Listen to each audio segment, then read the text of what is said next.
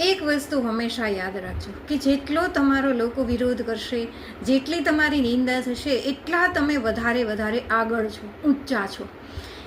યાદ રાખો કે જો તમારે સફળ થવું છે ને, તો પહેલાં જરૂર તમારી નિંદા થશે, તમે પ્રયત્નમાં નિષ્ફળ જશો.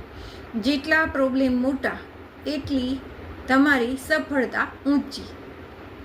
યાદ કરો કે મહારાજને કોણ વાલું હતું? વેશ્યા, જેની સમાજમાં કંઈ જ વેલ્યુ ન હોય અને બદનામ હોય, એવી વ્યક્તિ મહારાજને ગમી. કેમ?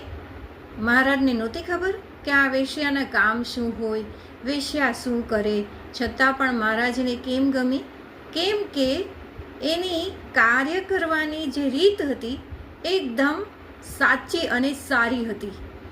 લોકોએ વેશ્યાનો વિરોધ કર્યો, પણ મહારાજે શું કીધું કે એમને પણ આ સેવાનું ફળ મળવું જોઈએ, સેવા એને પણ મળવી જોઈએ.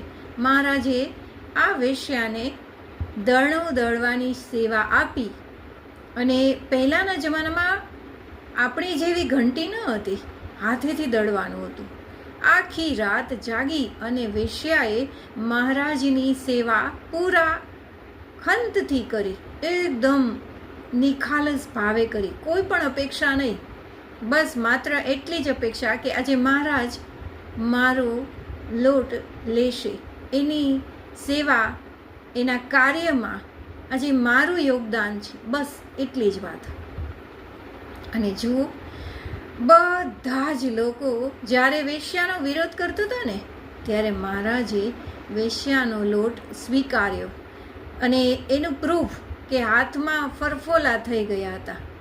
જુઓ, આવા લોકો પણ ભગવાનને રાજી કરવામાં કંઈ કમ નથી હોતા.